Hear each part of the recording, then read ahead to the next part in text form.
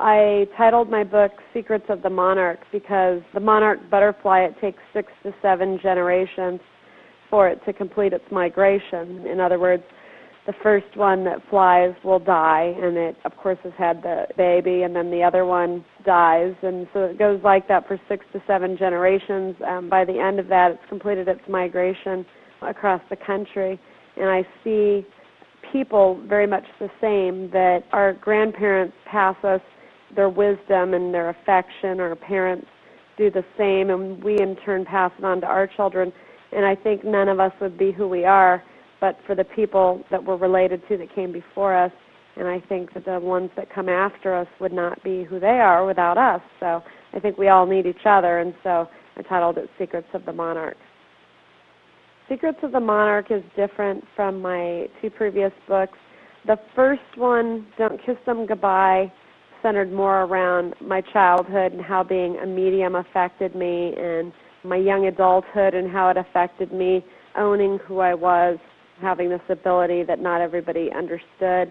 My second book, We Are Their Heaven, was more about how to cope with death, how other people cope with death, and pass those tools on to people so that they can understand that it's okay to feel pain and to go through what they're experiencing, and how to, in a healthy way, recover from it.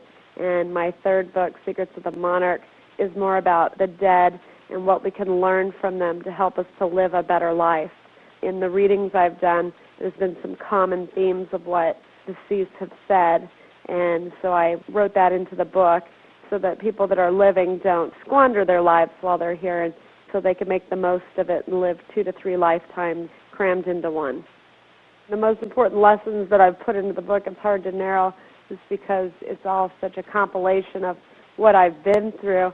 I think the chapter that I wrote that consists of me working a murder case and how it affected me, and then I also show a reading that I did for a talk show at the same time, and how I've realized that I need to go back to connecting with people because that's what makes me happy, and put working cases aside for a while.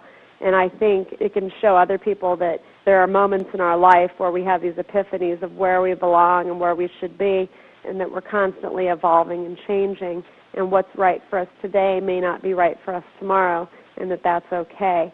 I tried to incorporate how I deal with bringing people through, as well as my understanding of other people and how they're coping with losing those that they love. I've lost my own father, so I use examples of when I lost him and how it affected me, and how I make it right for myself today, and how in a healthy way you can go about memorializing the person that you love. I'm most fulfilled by my abilities when I can look at a child, whether it be living or deceased, and see that the reading that I did for the parents, or if the child's alive, then me being in contact with the parents and trying to act as support for them as they watch their child go through chemotherapy or whatever the case may be.